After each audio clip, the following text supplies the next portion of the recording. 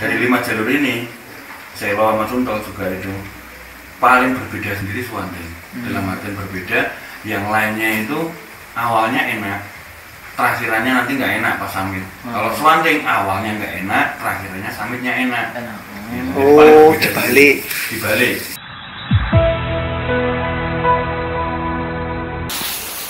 Ya, sedikit ya Mas ya. Iya, nggak apa-apa. Oke, dulu. Oke.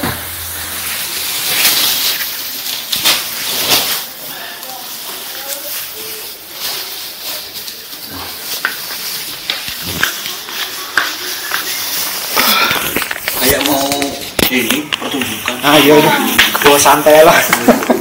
Ini, nah ini sambil ngebul, kalau nggak sambil ngebul Nggak connect. nggak lancar ini sinyalnya nanti. Siap.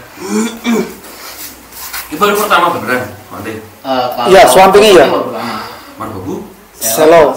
Oh Selo. Bertiga udah pernah semua. Berdua. Dia baru Baru. baru. Kalau ke Sumbing udah, Summit udah. Kemana lagi ya kemarin? Iya. Sumbing, Summit, Pengalamo. Udah. Udah lumayan berarti kan. Lumayan.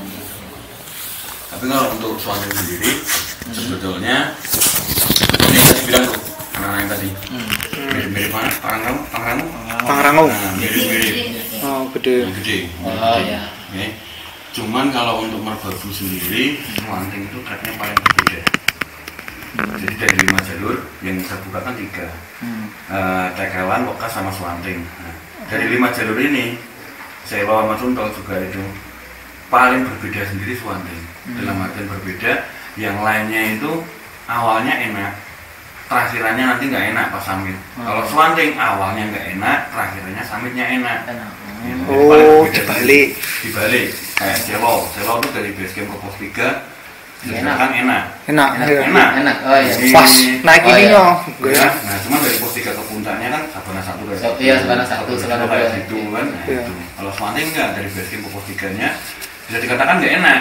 Tapi nanti summitnya enak, tracknya juga lebih, trap-trapannya lebih enak, tapakan kakinya lebih enak, view-nya juga lebih bagus gitu. Gitu. Jadi ada sedikit perjuangan nanti dari base camp ke pos 3. Nah, sedikit kasih gambaran panjang tracknya berapa, terus estimasi waktunya, taripan lokalnya kami ada beberapa, nanti terus ya titik-titik tertentu lah yang bisa digunakan untuk camp atau untuk darurat sebentar itu ada ya. Nah besok rencana berangkatnya pagi jam berapa? Insya Allah sih jam 5 nih. Ya, jam 5 jam 6. Oke, jam 5 jam 6. Mungkin besok berarti itunya kalau udah diisi semua, apa tadi yang ini formulanya? Itu udah diisi semua. Tinggal dikit lagi. Ada penambahan monggo silahkan nanti bisa ditambahkan lagi. Dan nanti besok ditinggal di sini nggak apa-apa, ditambah 1 KTP yang jadi ketuanya siapa. Oke, 1 KTP. Start dari sini mau kan ada opsi. Dari sini ke pintu hutan itu 800-an meter jaraknya. Itu paling kalau jalan ya sekitaran 30 menit, 45 menitan lah. Tapi ada opsi juga pengen ngojek ya bisa, pagi-pagi tetap ada yang standby. Bisa dicarikan juga ojek ya. Kalau ojek kan biayanya 10.000. Nah itu besok bisa dikoordinasi sama SD bisa dicarikan. Siapa? Oke, itu kita start dari sini tempatku base camp. Oh iya, Mas Ambon ya. Jadi ini peta lama itu dalam artian peta tahun 2016 sorry, pas base camp atau jalur ini tak buat sama teman-teman. Jalur pertama kali yang kami buat itu jalur yang lurus. Jadi dari sini terus aja, nggak ada belok-belok ininya, nggak ada zigzagannya ini. Nah tapi karena apa ya, treknya yang lurus sudah tidak layak untuk dilewati 2000 berapa itu saya lupa, kita bikin zigzag ini Berubah. yang lurus kita tutup. Gitu. Dan secara tidak langsung juga tertutup secara alami karena banyak pohon-pohon ambruk terus melintang di jalan gitu. Cuman ada sedikit problem di trek zigzag, beberapa trek zigzag ini itu karena perbaikannya kemarin harusnya tidak diperbaiki di musim hujan ini. Karena tuntutan dari TN harus diperbaiki, makanya kami perbaiki, malah kena hujan. jadi treknya agak sedikit lebih berubah, lebih parah. Itu harusnya kemarin nggak usah diperbaiki, nggak masalah sebetulnya. Cuma dari TN bilang kalau setahu saya kalau dananya tidak diambil atau tidak digunakan, tahun depan nggak bakal ada dana untuk perbaikan lagi. Jadi mau nggak mau harus digunakan, dan itu harus juga istilahnya. Jadi nanti dengan mesti ekstra di beberapa track, di beberapa spot, di beberapa HM, nanti saya jelaskan HM-nya itu nanti nggak usah terlalu buru-buru sih kalau swanting, karena track swanting kalau dilalui terburu-buru dengan nanti di pos 2 ini sudah kehabisan tenaga, treknya langsung gitu. Nggak ada landai-landainya sama sekali. Jadi landai itu pun cuman paling berapa meter landai, tancap lagi, landai, tancap lagi gitu terus. Oke, start aja dari sini, langsung ikutin ikut naik ojek kan ke pintu hutan. Batas hutan ini, di batas hutan sedikit kearifan lokalnya kami, kalau sebisa mungkin ya regroup dulu lah, dua di situ, terus ini salam di situ. Permisi, nuwun, assalamualaikum, terserah dengan apa ini. Permisi lah ya. Istilahnya permisi. Tapi pada saat permisi ya kalau nggak ada orang ya jangan berharap pada jawaban. Iya. Ini ya jawab siapa? Nah. Dari situ ikutin jalur HM1, HM2, ketemu pos 1 Lembah Empong. Ini HM2. HM0 itu di pintu gerbang itu. Oke. Itu gerbang pendakian HM0. Pos 1, HM2. Terus naik lagi ketemu Lembah Gosong. Jadi ada beberapa lembah ya. Beberapa pos bayangan kita namakan sesuai lembahan yang ada di kanan kirinya.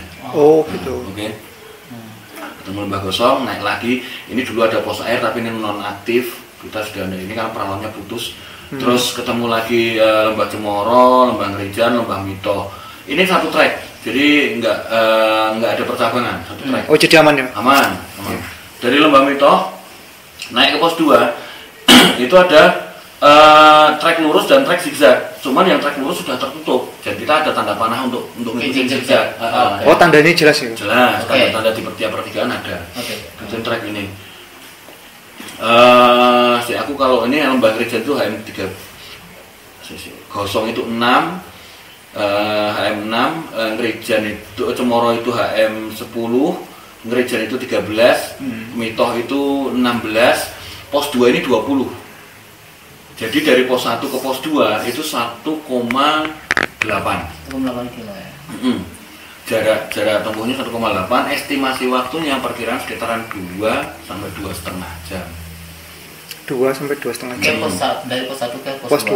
Pos 1 pos 2 itu antara 2 sampai 2,5 jam. Dan itu pun treknya yang agak sedikit diwaspadai itu atau sedikit kemarin yang agak sedikit parah itu di HM18, tepat di bawah pos 2.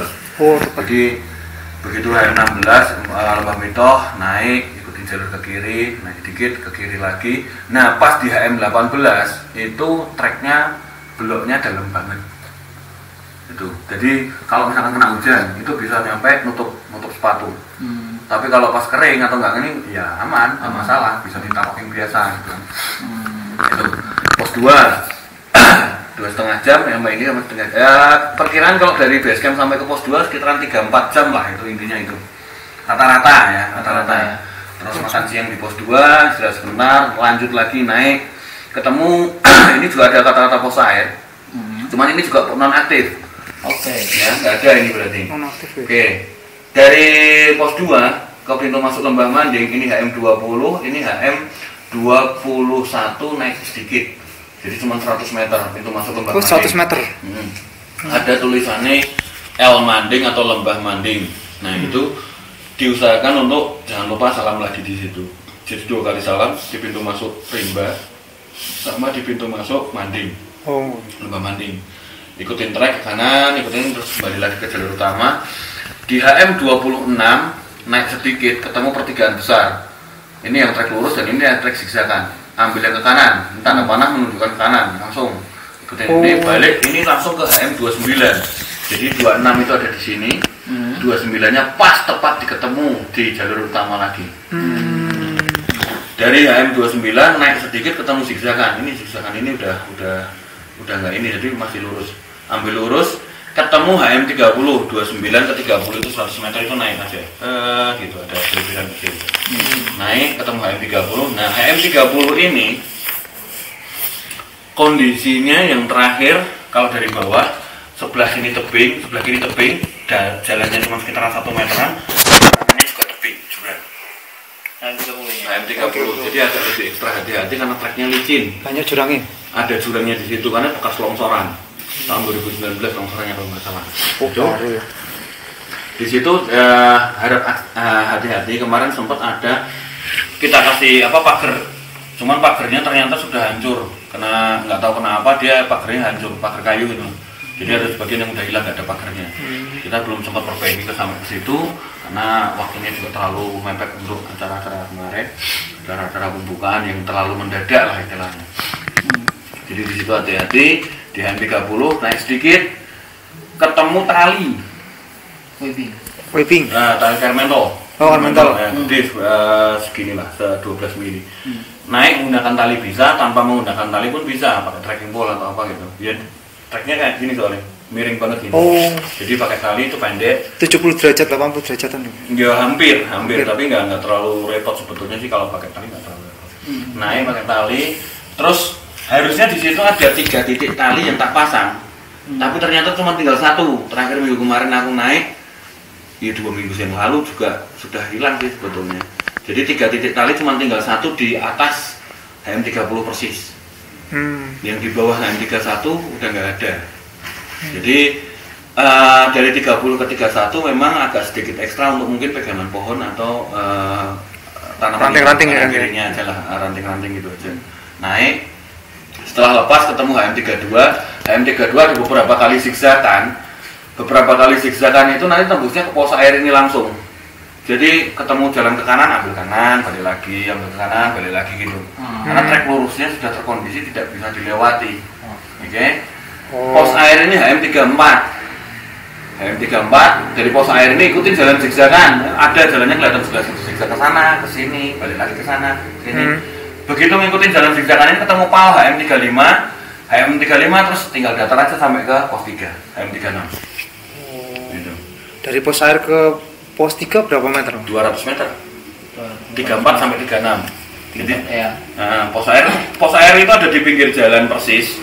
Jadi kelihatan ada sampai pos air gitu kan, ada gentongnya, ada paralonnya, jadi tinggal ngambil air dari situ. Oh, jadi silakan. Kalau artinya kalau dari tenda terus turun ngambil nggak masalah ya? Nggak masalah 200 meter. Kalau mau pengen praktis ya ngambil aja sekalian terus baru naik ke pos 3. Baru naik gitu. Kalau pengen lebih praktis, tapi kalau enggak ya udah camp pos 3 terus kalau pengen butuh air ya turun. Paling turunnya 5 menit, naik 10 menit lah. Gitu. Paling cuma segitu. Terus pos 3 ini ada beberapa perawan tapi dilewatin aja ya. Nanti ketemu zigzagan itu udah ngerti lah, ada palnya HM setinggi ini kok. Pal pipa HM gitu.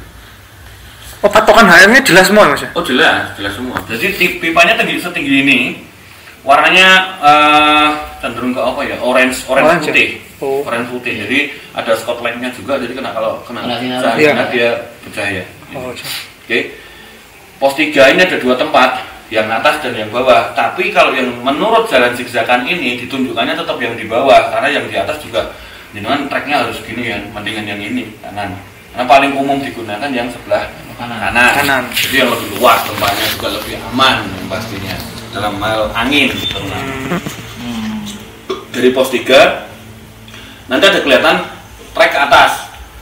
Jadi ini ada dataran pos 3, ini ada trek ke atas ini dan ada yang ke sini. Ada 2 trek ini. Nah ini nanti tembusnya ke Sabana 1. Oh sama berarti? Sama.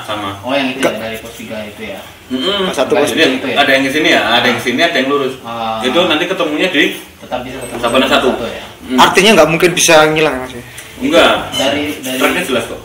Dari pos 3 tempat camp itu ke Sabana 1 masih ada vegetasi nggak sih? Enggak ada, udah Sabana. Udah Sabana. Jadi batas vegetasinya di pos air. Oh, di pos air. Di pos air. Oh. Jadi hutannya itu ada di Lembah Manding ini, yang bagian atas itu sabana, paling ada beberapa pohon, tetap ada beberapa pohon cantikis, ada luwes, ada. Cuman dia udah pintu masuk sabana ini. Pintu masuk sabana di situ ya. Di pos 3 ini udah pintu masuk sabana. Jadi naik ke sabana udah polos, nggak ada tanaman yang gede-gede, paling cuma 1-2 tanaman manding atau tanaman apa ya kalau di sini bilang anjrah itu. Sabana 1, ikutin trek lagi ketemu Sabana 2, naik lagi ketemu Sabana 3. Sabana 3 itu ya puncak Swanting itu.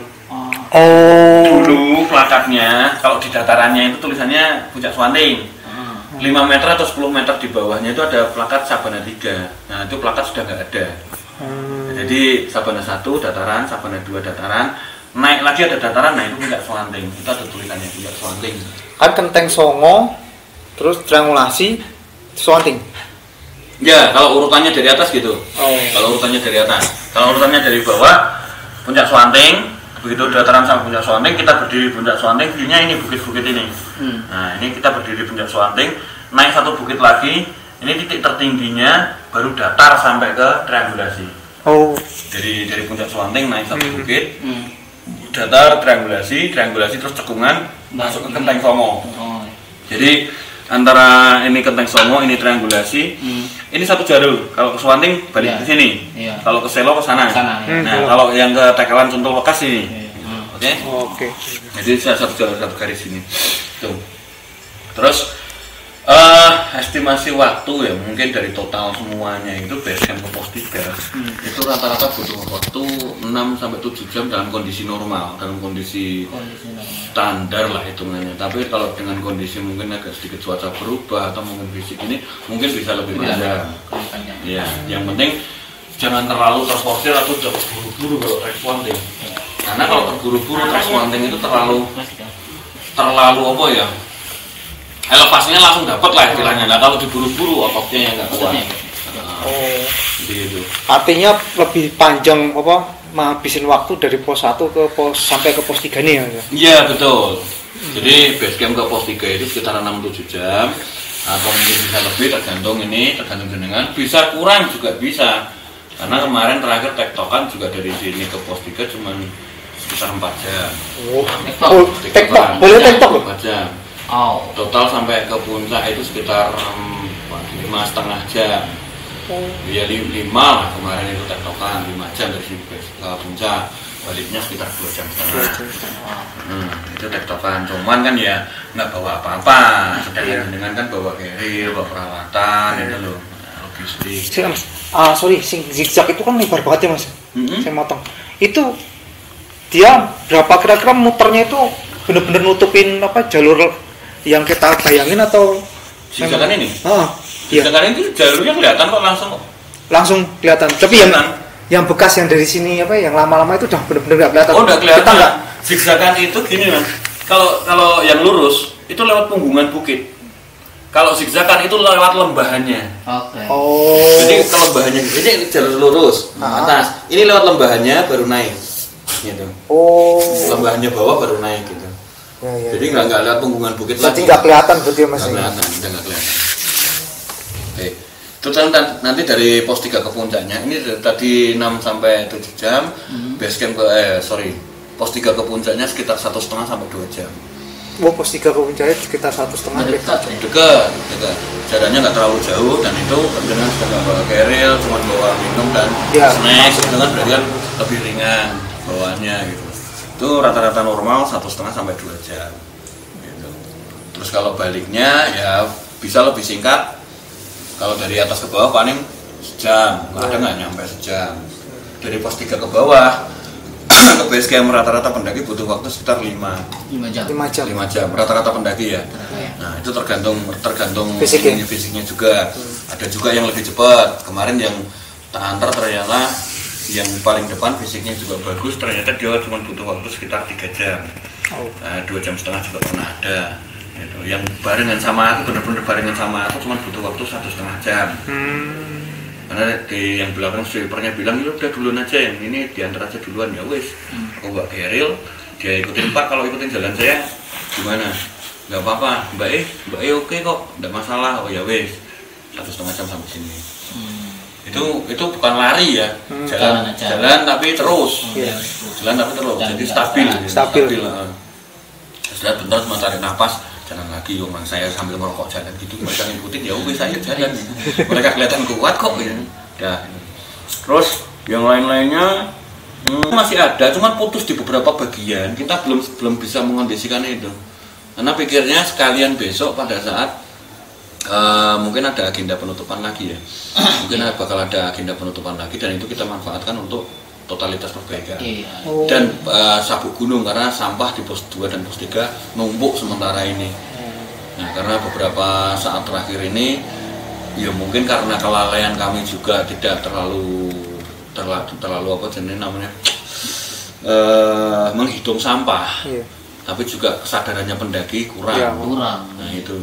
Jadi harusnya kerjasama dua-duanya ya, pengurus ya pendakinya, tapi ternyata kesadarannya pendaki kurang. Si pengurus si penjaga base camp sendiri juga beberapa kali kewalahan dalam menangani harus ngecek gitu kan. Jadi ada beberapa miss yang sekarang numpuk di atas untuk sampah.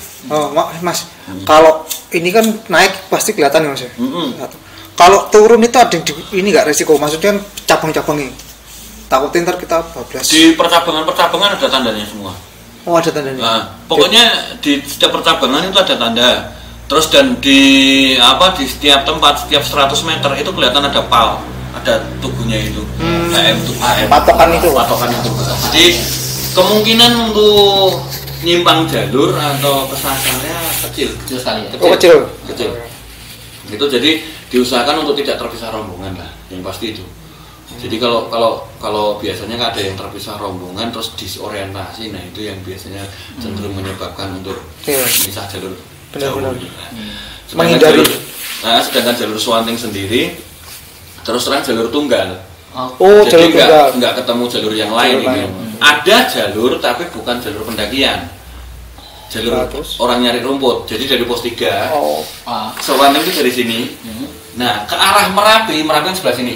Ke arah Merapi turun itu ada jalur, itu ke dusun sebelah sana. Jalur orang nyari rumput. Jalur penduduk. Intinya itu bukan jalur buat ke puncak kan ke atas. Puncak ke atas. Jadi kemungkinannya untuk nyimpang jalurnya tuh udah nggak mungkin karena Swanting ke sini, sedangkan jalurnya ke sana. Jadi nggak mungkin kalau turun. Karena dari Sabana 3 itu kelihatan puncak. Kelihatan. Itu kelihatan jelas, jalurnya kelihatan jelas. Andaikan kita nggak sadar belok ke sana, kita ingatnya di patokan ya mas ya. Kalau ke sana berarti patokannya udah nggak ada ya? Nggak ada. Di apa ya namanya? Patok jalur HM itu cuma ada di jalur pendakian. Di luar itu nggak ada jalur, nggak ada patokannya. Gitu. Oke, dari situ untuk total estimasinya udah gendah gambaran gitu kan. Nah, besok kalau berangkat kan berarti misal jam 6. Jam 6 berangkat, berarti sampai ke pos 3 kemungkinan siang hari atau mungkin sore lah, enggak masalah. Yang penting kan tidak terkena malam. Dari itu sih. Ngeres di situ, siapa tahu cuaca memang benar-benar bisa mendukung. Pos 3 kita ada di sisi barat, jadi bisa dapat sunset. Nice. Nah kan, jadi emang kalau misalkan cuacanya bagus, kemarin udah 2 minggu yang lalu sih, saya dapat sunset.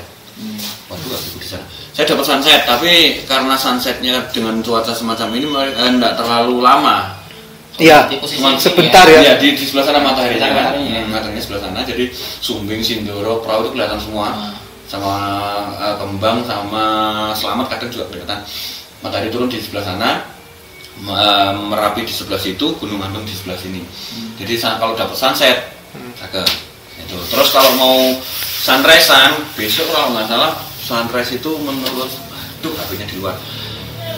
Menurut alti GPS-nya saya pukul 5:12 kalau nggak salah. Pagi. Sunrise.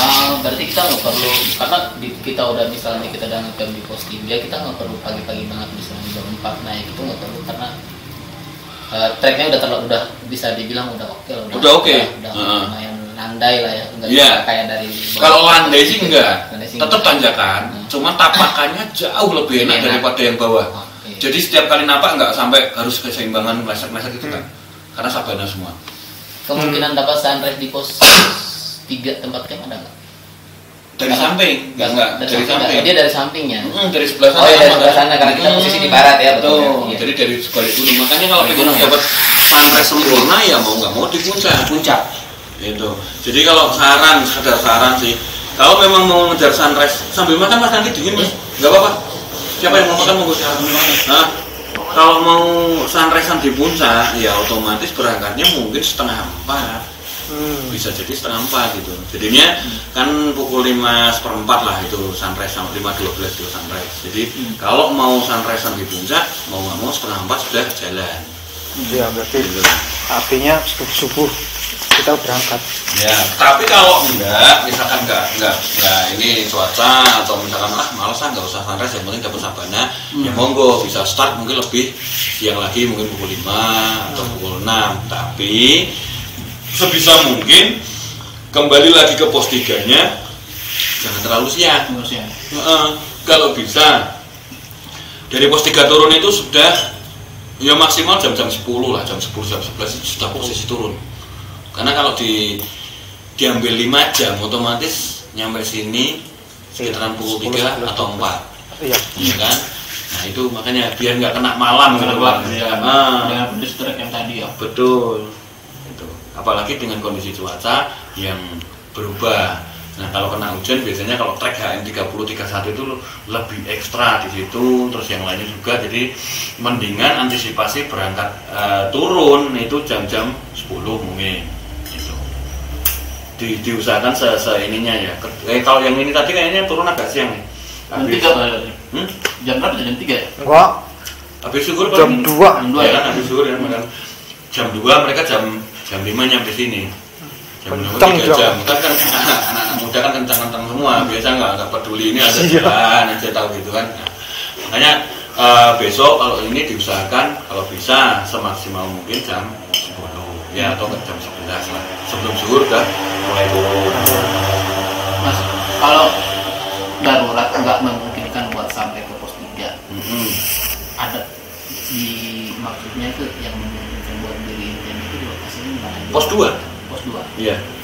Jadi ada tempat yang bisa buat camp itu cuma pos 1, terus beberapa lembah bayangan ini atau pos bayangan ini, terus pos 2, pos 3.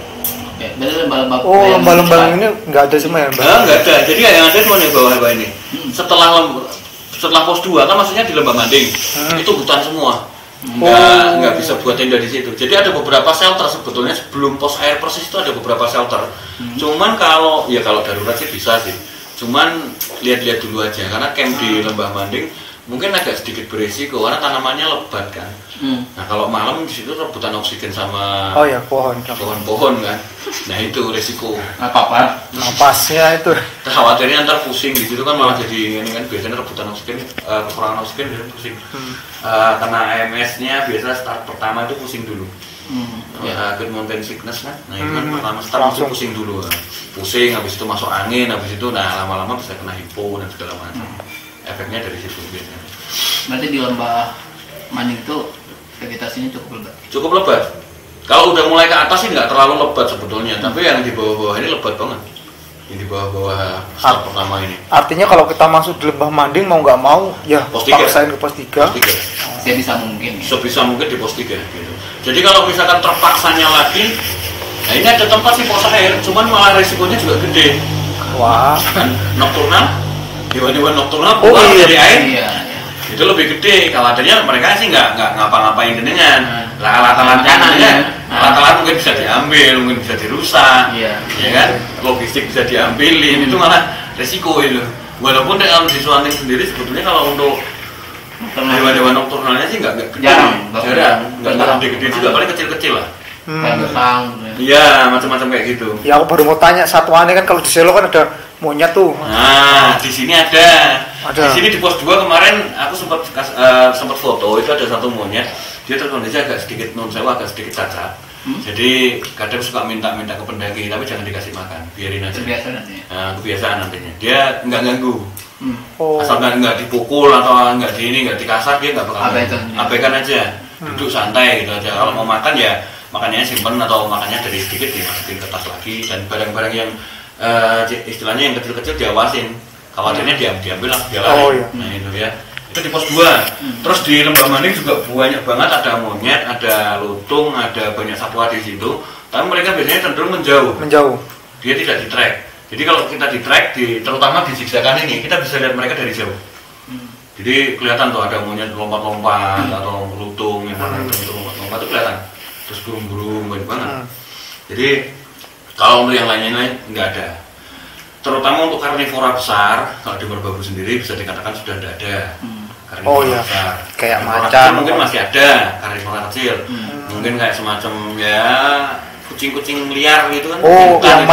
macan liar yang Kayak kecil-kecil, belacan. Nah, itu masih ada. Saya pernah lihat soalnya. Cuman mereka jarang banget terlihat. Saya terlihat cuma 2 kali. Pernah lihat 2 kali, tapi setelah itu enggak.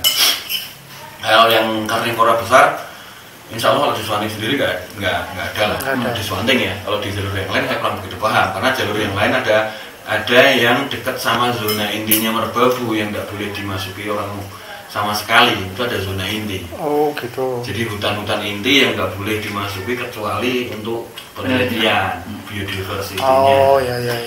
Tuh. Jadi kalau di Swanting sendiri nggak ada yang semacam itu. Terus kalau yang lainnya, ada yang bawa lonceng ya? Lonceng ini kelintingan dari ini nggak ada? Ada sih kayak. Lu bawa? Yang kelintingan. Kalau bawa malah tak suruh ninggal. Oh gitu. Tapi nggak ada. Kayak nggak bawa. Sejak kapan sih lu pakai lonceng? Nggak, aku kalau naik sendiri aku pakai gitu. Aku tek toko sama dia. Lonceng. Nah, Ding. anjing deh. Oh. Ganggu di telinga. Nggak, itu teman bunyi saya kalau misalnya. Memang pada bawah Ya. itu menandakan belakang ada orang, depan ada Ya, orang. betul. Cuman kalau di sisi Swanting sendiri justru itu kalau bisa jangan. Nggak boleh ya? Kalau di Swanting, kalau di sisi Tekelan jenengan nggak boleh pakai baju warna merah atau hijau atau apa. Oh ada pantangan nih? Ada. Sini pakai di Nah, sini. Swanting? Enggak. Kalau di Nah. Swanting soal warna nggak apa-apa. Apa ya? Nggak apa-apa. Sebetulnya kalau di sisi Swanting sendiri cenderung masalahnya kalau di secara logis itu baju yang menyamar atau kamuflase, Warna hijau gitu. warna hijau daun, coklat tanah, itu kan kamuflase. Jadi kalau misalkan terjadi apa-apa, nyarinya susah. Oh. Gitu loh maksudnya. Lebih secara psikologis, ya, secara psikologikanya itu gitu ya. sebetulnya. Jadi kalau di Lawu nggak boleh pakai warna hijau. Ya karena memang ada sejarahnya Prabu Iya, Brawijaya histori. sejarah itu kan. Iya. Cuman kalau secara logis nggak boleh pakai warna hijau karena daun itu warnanya hijau. Sedangkan kalau terjadi apa-apa, Nyaru. ini kita nyarinya susah gitu. Dan dia kelihatannya nggak beda warna gitu kan dia. Iya. Warnanya nyatu kan. Nah, kalau di Tegal kayaknya merah kayaknya kalau nggak salah. Kalau bisa sih malah warnanya yang ngejreng gitu ya, pink atau apa gitu. Kuning. Merah sih lebih masuk. Merah ya. Merah lebih masuk. Oke, jadi kalau pantangan-pantangan sih sebetulnya tidak ada. Jadi kalau untuk kearifan lokalnya kita atau di sini ya itu tadi urut salam di 2 tempat, terus yang pasti apa tadi lonceng, kelintingan itu, Jangan ya. yang dari Kuningan itu jangan. Terus kalau satu lagi sebetulnya di hampir di semua gunung sama aja, nggak boleh ngeluh. Oh iya Di sama. sepanjang jalur ini, sepanjang jalur Manding terutama ya. Sepanjang jalur Manding nggak boleh mengeluh, nggak boleh mengucapkan kata-kata kasar atau umpatan. Soalnya kalau ngeluh, sebetulnya kalau secara di logika bisa. Jadi hal negatif. Ya benar, jadi sugesti negatif. Sugesti. Respon otaknya negatif. Mau dimanapun boleh itu. Ya makanya hampir sama di semua gunung kayak gitu, dan terutama di Swanting di trek Lembah Manding. Itu nanti sugestinya negatif, wah nggak kuat bener ya nanti. Karena respon negatif otak. Ya, respon negatif otak tuh terima terus karena diulang ya wes fisiknya kena ya. Jadi itu hampir semua gunung sama. Terus soal sinyal. Iya. Sinyal ya. Cakep. Udah ngebet. Soal sinyal sebetulnya kalau di gunung hampir di semua gunung susah sinyal. Iya sih. Tapi kalau di Swanting ada, tapi nggak bisa dipastikan. Tahu Maksudnya sih. nggak bisa manteng terus itu nggak bisa. Tapi kebetulan saya beberapa kali naik dan terus. Ya mungkin memang ada karena saya teleponan ke rumah juga bisa. Operatornya sekarang. Nah ini yang gitu. Kalau saya, Oh iya aman. Benar. kalau saya itu bisa dikatakan pos 3-nya juara, puncak Swanting juara. Terus terang karena saya buktiin sendiri. Kita kemarin ke Sindoro, ke Barakah. Bisa Itu 1 kilo sebelum puncak tengah-tengah di daerah Sanpet. Coba lah. Itu sinyal full banget itu tadi. Itu teleponnya pakai video call juga bisa. Jadi memang nggak tentu kalau masalah sinyal. Jadi kalau provider kalau yang di sini kebetulan aku pakai Telkomsel sama pakai Indosat. Yang Indosatnya nggak dapat sinyal, Telkomselnya dapat. Dan itu posisinya kalau di pos 3 ya. Dataran lembahan dataran pos 3 buat camp. Ini tabungan dari atas lah, Sabana dari atas. Di dataran pos 3 ini Sabana bawah. Jadi kan ke ujung. Duduk di ujung sepanjang ini. Sepanjang ujung Sabana. Duduk aja di situ, coba cari sinyal itu. Mana pos 3? Aku telepon langsung bisa. Ya. Teleponku telepon data ya, bukan telepon seluler loh ya. Telepon WhatsApp. Iya, kuota. Telepon kuota. Mirip kayak Sumbing Sindoro. Terus di Puncak Suwanting video call. Wah. Live streaming. Bisa. Tapi ya itu keberuntungan ya, siapa tahu mungkin pas berpihak pada saya. Siapa tahu karena saya bisa video call. Sorry. Sing puncaknya apa namanya? Apa? Puncak tower itu di mana? Suwanting bukan? Seberangnya. Tekelan. Oh, Tekelan. Jadi jenengan begitu naik ke Puncak Suwanting, jenengan bakal bisa lihat ada tower berdiri di seberang jauh. Kalau dari sini berarti seberang sana. Seberang sana. Jadi setelah bukit yang ini, ini sebelah sini di baliknya sebelah sini itu ada apa ya? Ada towernya. Kelihatan gede. Nah, itu tower angkatan darat tapi sudah dipindah untuk mesin dan repeater sudah dipindah ke Telomoyo benar. Telomoyo. Jadi itu tinggal bangunannya aja. Dari Tekelan ke bangunan gitu. Kan tower itu gitu. Bukan, itu dulu untuk pemantauan kan, cuman karena terhalang mungkin kalau posisinya situ mau nyebar ke ini kan terhalang, jadi dipindah ke Telomoyo yang bisa menjangkau ke kanan kirinya gitu.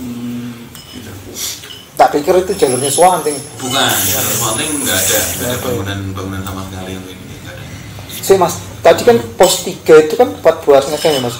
Itu dia ada pohon-pohon yang sedang-sedang nggak Mas? Kira-kira buat penghalangnya angin. Ada ya? Jadi dataran pos 3 itu lapangan. Lapangannya ini tengah benar-benar kosong, tapi di ujung sebelah sini ada pohon-pohon yang tengahnya ada tempat buat camp. Terus di sebelah sini juga ada beberapa tempat yang bisa buat camp di tengah-tengah pohon. Tapi kalau pengen lebih aman, kalau aku malah justru di lapangannya itu tapi mepet ke belakang. Wah? Serius? Mepet ke belakang itu maksudnya ke belakang ke arah yang Sabana yang atas. Jadi gini, ini begitu datang ke pos 3 ya. Begitu datang ke pos 3, ada gerumbulan semak di sini. Itu lewatin aja. Terus ada satu pohon kecil ini lapangan gede kan. Ada satu pohon kecil ini. Camp di sebelah kiri atau kanannya. Sebelah kiri atau kanannya pohon kecil itu yang di belakang ini. Pohonnya kecil cuma segini toh. Segini paling. Itu di sekitaran situ. 4 kali atau berapa kali lebih lah, 4 kali lebih. Badai gede semacam apapun di situ tenang.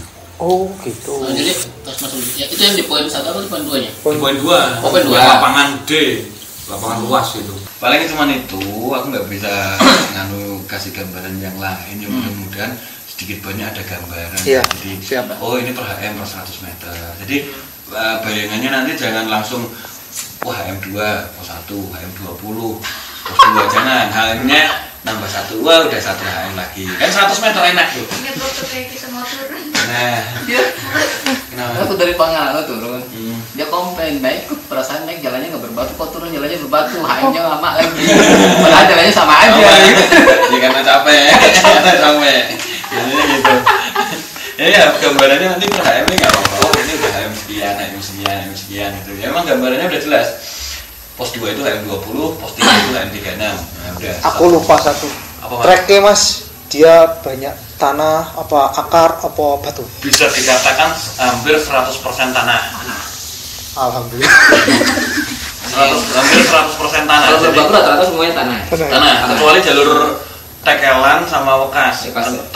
Yang jalur sana lah, Tekelan Suntul Wekas, karena sebagian treknya berbatu, hampir sampai ke puncaknya itu berbatu. Setelah sampai ke batas Pak Kabupaten atau ini ke jalur Tekelan, ini jalur Wekas. Nah ini pertemuan jalur ini naik itu udah batu.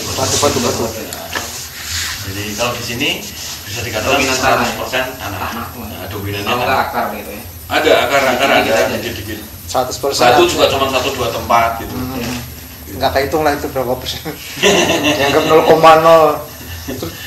Yang penting ekstra hati-hati, pesan saya ekstra hati-hatinya di HM30 aja. 30-31 itu HM yang agak sedikit riskan mungkin. Jadi kalau turun ya pelan-pelan, pastikan kalau bawa track full untuk tancapan pegangan, karena tali yang tak pasang ternyata sudah nggak ada. Kami juga mau nyarikan tali lagi ganti sebagai gantinya kok belum ada dana. Terus terang kami kemarin bukan kami saya secara pribadi habis lumayan banyak untuk beli tali itu, ternyata kok malah ada yang ngambil. Padahal niatnya saya tak pasang tali itu tak cari dana. Itu niatnya saya kan buat, karena saya sering naik turun bawa tamu, jadi saya nggak perlu bawa tali, pikirnya gitu kan. Tak pasang demi kebaikannya BSM, demi kebaikannya pendaki kok malah hilang. Ya akhirnya beberapa hari terakhir ini, beberapa minggu terakhir ini tak terpaksa naik turun bawa whipping, tak pasang, pas naik begitu tamunya saya lewat ya lepas. Daripada hilang lagi, saya susah lagi. Kemarin habis lumayan banyak, 1 roll karena atau 12 mili. Iya, lumayan. 5 juta. Makanya itu juga saya juga mikir, ya Allah itu demi kebaikan kliennya saya, yang lainnya dapat keuntungan malah hilang. Ya udah. Tapi dia ngeliat talinya, dia tahu ini talinya mahal.